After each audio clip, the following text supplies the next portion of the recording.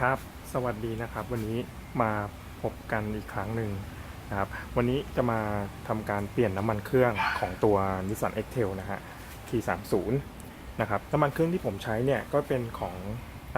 ดูยี่ห้อเองนะครับ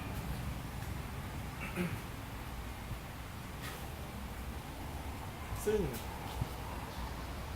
ในส่วนของตรงนี้เนี่ยก็จะมีค่าความหนืดบอกอยู่นะครับเช่นอย่างอันนี้เนี่ยเป็น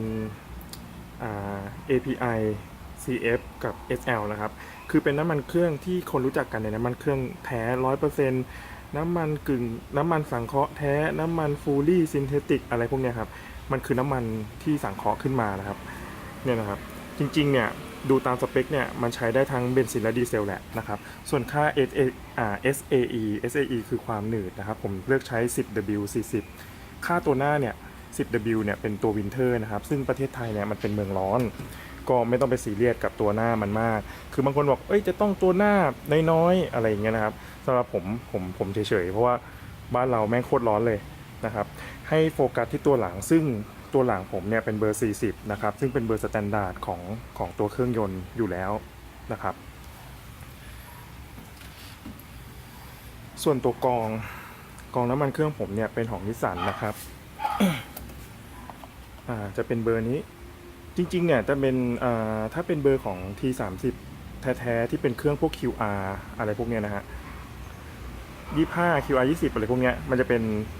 รหัสด้านหน้าเนี่ยจะเหมือนกันจะต่างกันแค่ด้านหลังจะเป็น 31U ตึ๊ดๆๆอะไรประมาณนี้นะครับแต่ของผมเนี่ย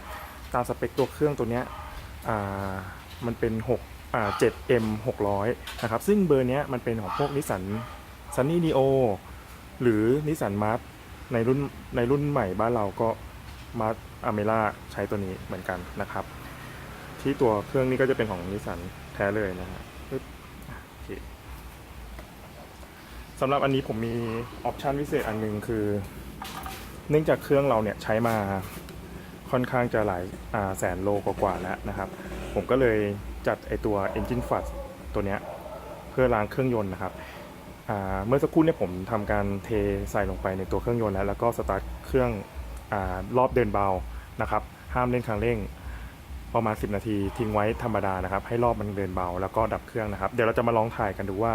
น้ำมันที่ทำการ Engine Flush แล้วเนี่ยมันเป็นยังไงด้วยนะครับผมเดี๋ยวไปดูเครื่องไม้เครื่องมือกันต่อเลยดีกว่า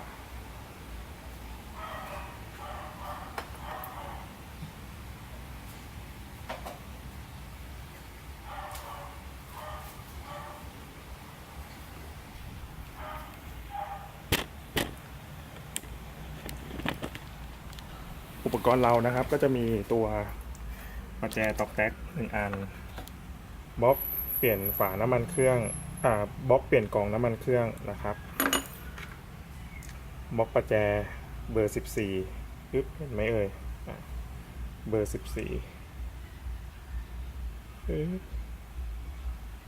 เห็นไหม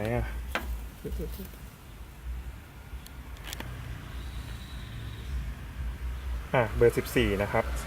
14นะครับผมโอเคงั้นเดี๋ยวเรามาลองเปลี่ยนกันเลยนะครับมีประแจตอกแตกมา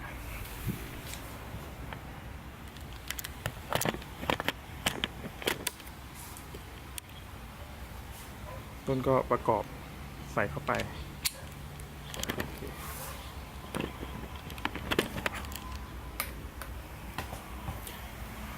เรามุดลงใต้เครื่องกัน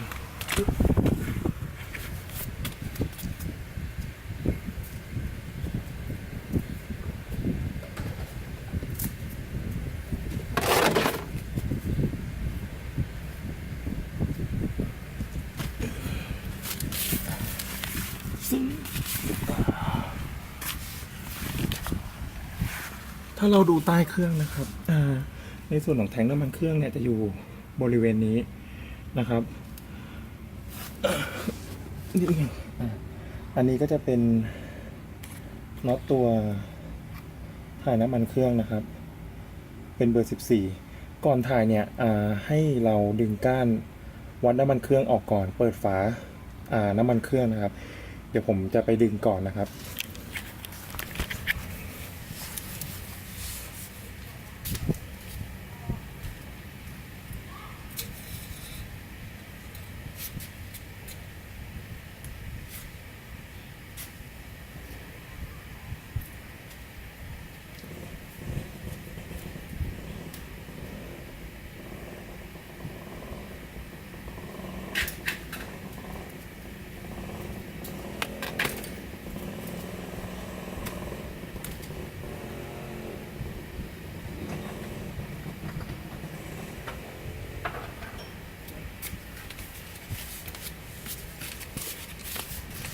เค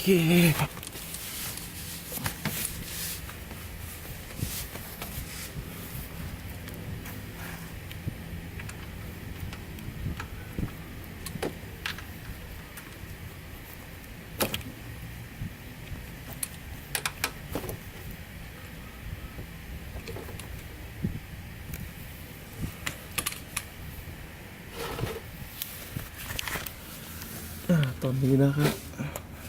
ปึ๊บเห็นนะผมต้องเล่นท่ายากใช่ไหมเนี่ย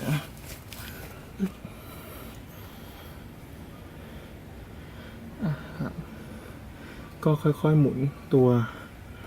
น้ำมันเครื่องมานะครับเอาถาดลองให้ดีๆด้วย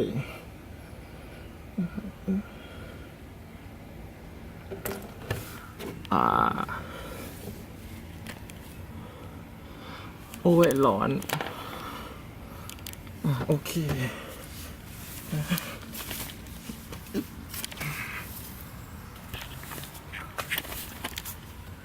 ก็เดี๋ยวรอนิดนึงนะให้ถ่ายน้ำมันเครื่องออกก่อนนะครับส่วนตัวน็อตเนี่ยนะครับก็ให้เราดูสภาพเขาด้วยว่า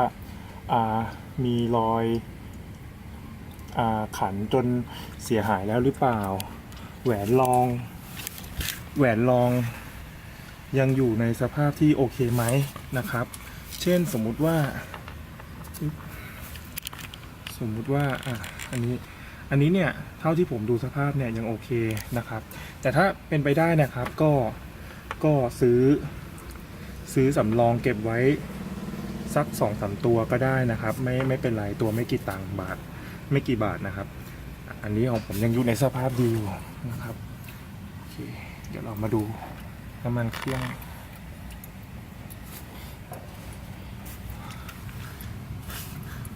มีความเละเทะนิดนึงนะครับอันนี้สาบานเลยเพิ่งลองครั้งแรกเลยนะครับยังไม่เคยลองถ่ายเองอันนี้ครั้งแรกครับเลอะเทอะนิดนึง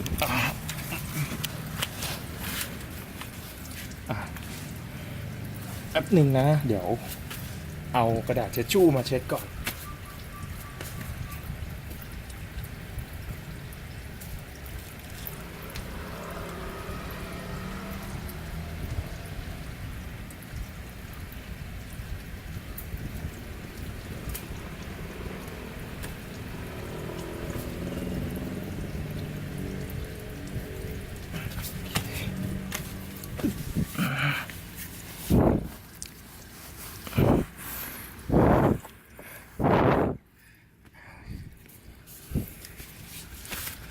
ก็เดี๋ยวคงต้องรอสักพักหนึ่งนะครับ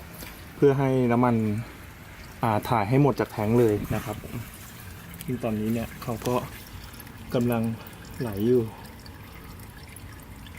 ตัวนี้ลืมบอกไปครับใช้ประมาณถ้าตามสเปคนะครับเครื่องพร้อมเปลี่ยนกรองด้วยเนี่ยมันอยู่ที่ 3.6 ลิตรนะครับซึ่งตัวน้ำมันเนี่ยก็แกลลอนหนึ่งก็ประมาณ4 ลิตรนะครับซึ่งมันก็เพียงพออยู่แล้วนะครับโอเคเดี๋ยวยังไงผมจะมาต่อในคลิปอันที่2นะครับผม